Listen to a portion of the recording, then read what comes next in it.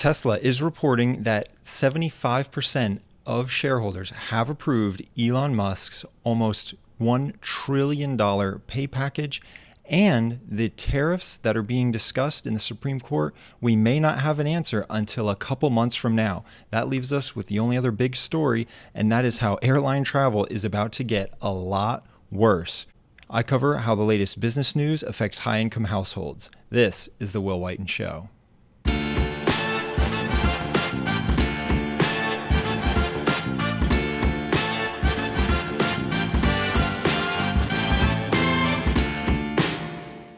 So let's get to our top story. This is from CNBC. It says, FAA announces flight reductions at 40 airports. Here's where the cuts are expected and what travelers need to know. So some more background. The Federal Aviation Administration announced it would implement a reduction in flights across the country due to the government shutdown. Air traffic controllers have gone unpaid since the shutdown began on October 1st. So that's now over a month. That these air traffic controllers haven't gotten a paycheck. And obviously, that is a high-stress job. It has an earlier retirement age than many jobs. I think it's a mandatory retirement at 55. And these people are not even getting paid at this high-stress job. And so the strain is being felt on the system. There have been reports that some TSA lines have a 3-hour wait. I think the longest I've ever waited for TSA was maybe an hour, and that was before TSA pre was a thing. But now it's the 3 hours is the expectation at some large airports. The Transportation Secretary, Sean Duffy, previously said he would reduce flight capacity by roughly 10%, affecting 3,500 to 4,000 flights, wait for it, daily. So that's 3,500 to 4,000 flights daily that are essentially going to be canceled, that are just going to be canceled altogether. And I'll get to how this affects us and what we can do about it. The preliminary list includes some of the country's largest airports and major international hubs in Atlanta, Chicago, Dallas, LA, and New York City. Duffy added that we thought 10% was the right number based on the pressure we are seeing. So obviously they're getting data from all the airports and making a judgment call based on what they think the staff that's still working without pay can reasonably handle. Each airline had a comment. It said United Airlines that international will probably continue, but regional and some domestic that doesn't fly between major hubs would be affected. Frontier, this is great advice from Frontier. CEO Barry Biffle said he highly recommends travelers flying Friday or in the next 10 days book a backup ticket on another carrier. I'm just giving everyone practical travel advice. So interesting. Flights are being reduced by 10%, so there's less flights, but then the advice is to also double book your ticket. So less flight options and more tickets per person.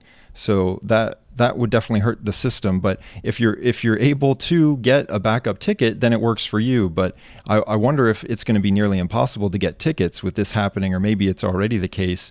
Southwest Airlines said a majority of flights will not be impacted and that its international flights should operate as usual. So we know that airline travel has not been great the past couple years. There's been several instances of near misses, and some of that's been blamed on staff shortages. And in addition to that, training and quality of training and the people working has been brought into question. So that's obviously not good. And then there's also been some real tragedies, including the collision that happened over the Potomac, in which everyone died when a plane and a military helicopter had collided. And so the system has already gotten a bad rap lately. And this is certainly not going to help. And so I can say personally, I've minimized my air travel. And so some things that we can all do is, one, it looks like many of the international travel is still going. So if you're wanting to take a trip, it may actually make sense to go abroad instead of staying local, because it looks like a lot of the international trips are still going. Plus, once you get abroad, Obviously, those airports won't be as directly impacted by the US government shutdown. And so then you can move around abroad perhaps more easily. So maybe going abroad is a choice, but at the same time, you're still going to face those long TSA lines.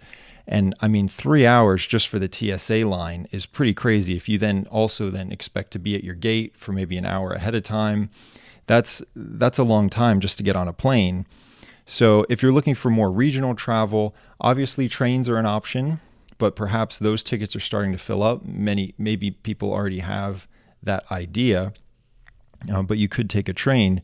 But honestly, if you're not going to go international and put up with the long TSA line, something I'd suggest is try and rediscover your local area.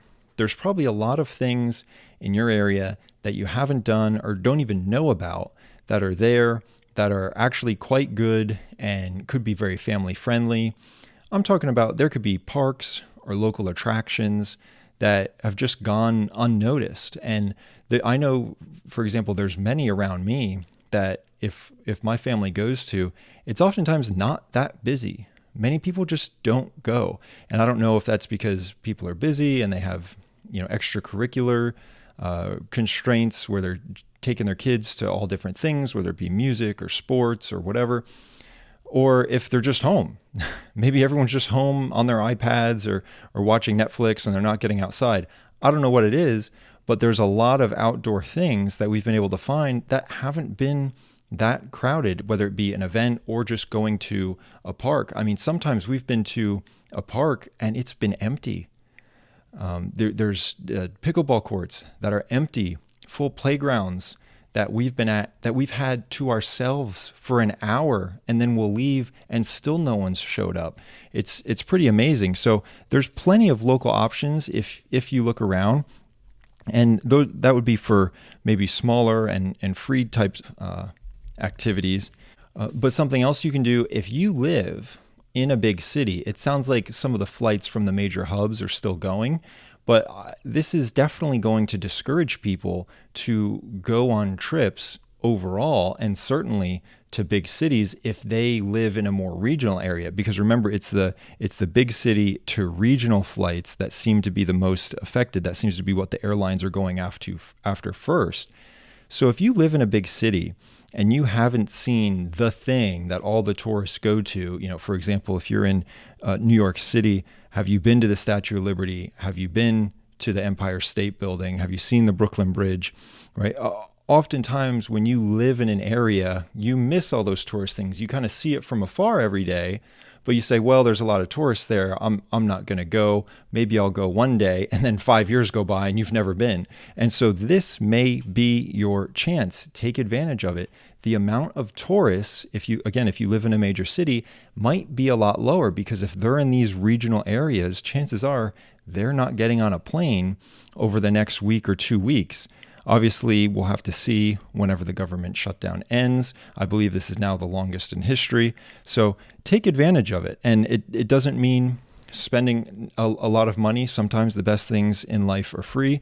So whether it's taking your family to a local park that's underutilized and that you can have the run of the place yourself, or it's seeing that attraction that you've been meaning to, but just haven't gotten to, perhaps it'll be less crowded. So that's my suggestion. I think that's what my family's definitely going to be doing. And I hope you can make good use out of these troubles that are plaguing the airline industry at the moment. Have a good night.